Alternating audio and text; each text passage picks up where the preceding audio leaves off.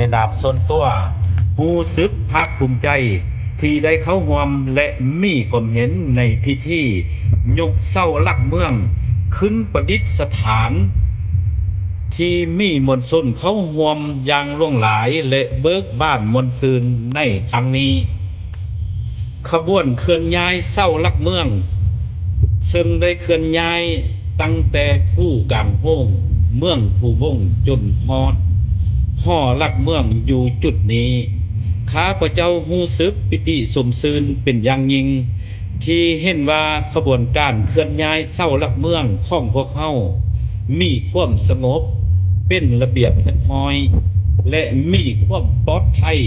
พิเศษข้าพเจ้ารู้สึกดีใจและภาคภูมิใจเป็นอย่างยิ่งที่เห็นพ่อแม่พี่น้องประชาชนบรรดาเผ่าสาวแขวงอัตตปือเห็นได้ถึงความสำคัญของเสาหลักเมืองได้ร่วมมือและเข้าร่วมในขบวนการแห่เสาหลักเมืองเต็มไปด้วยบรรยากาศที่เป็นขบวนการ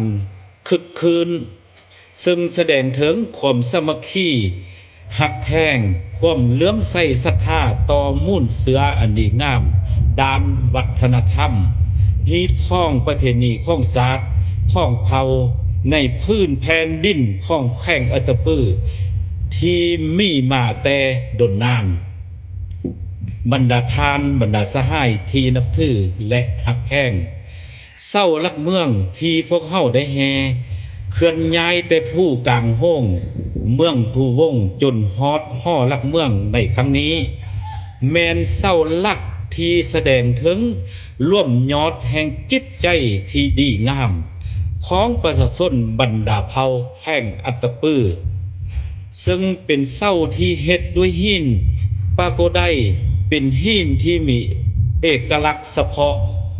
ที่สวยงามมีลายสีสันสลับซับซ้อนกันเปรียบเหมือนแขวงอัตตปือมีลายส้นเผาห่วมกันเป็นหินที่ประเสริฐบ่สามารถประเมินมูลค่าใดๆนี้แม้นความอุดมสมบูรณ์และความหั่งมีที่มีทรัพย์ในดินสิ้นในน้ำของแขวงอัตตปือพวกเฮาการเคลื่อนย้ายหินครั้งนี้มีทั้ง3ก้อนที่1แม้นจะได้ประดิษฐานขึ้นตั้งแทนห่อหลักเมืองเป็นเสาหลักเมืองส่วนอีก2ก้อนจะได้เคลื่อนย้ายเอาไว้อยู่บอนที่เหมาะสมเพื่อล่อท่าจัดสั้นไว้อยู่สถานที่สำคัญของแขวงเช่นส่วนวัฒนธรรมของแขวงจะสร้างขึ้นในอนาคตอยู่ดงหัวสางมีเนื้อที่100 เฮกตาร์เคียงคูกับสนามกีฬาที่อยู่ดงหัวสาง100 เฮกตาร์เพื่อให้พ่อแม่ประชาชนทั้งภายในและต่างประเทศได้ไปเบิ่งไปส้มถ่ายรูปเป็นที่ระลึกว่าได้มาฮอดมาถึงอัตตปือสำหรับโครงการก่อสร้างหอหลักเมืองมาถึงปัจจุบันแม่นไกลจะสำเร็จซึ่งในระยะผ่านมาคณะพักคณะนำของแขวงได้ซุ่มใส่นำผ้าสีน้ำการก่อสร้างโครงการดังกล่าวเพื่อให้สำเร็จโดยไวคาดว่าในเดือนมีนา2025นี้จะได้เฮ็ดบุญสมโภชขึ้นอย่างเป็นทางการณโอกาสที่เป็นสิริมงคลนี้ข้าพเจ้าข้อความร่วมไม้ร่วมมือมายังบรรดาทานบรรดาสหายพ่อแม่ประชาชนบรรดาเผ่าสาวแขวงอัตตปือขอให้พร้อมกันคุ้มครองและปกปักรักษาหอหลักเมือง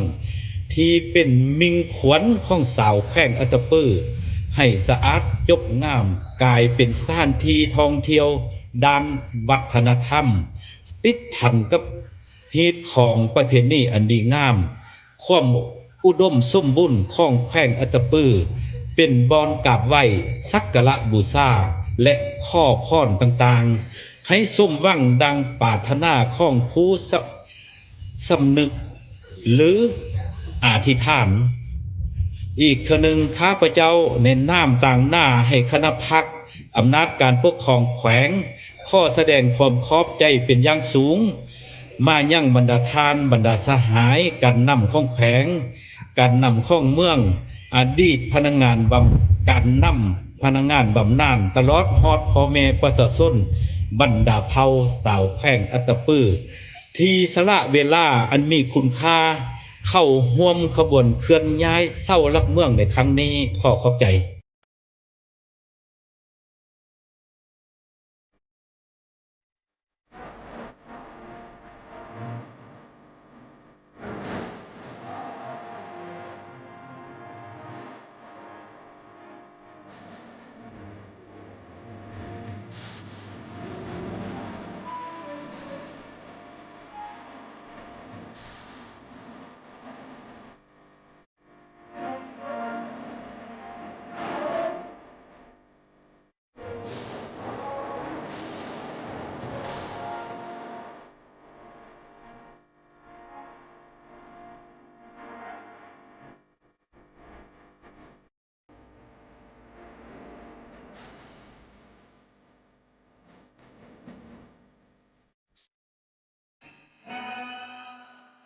这样，这样，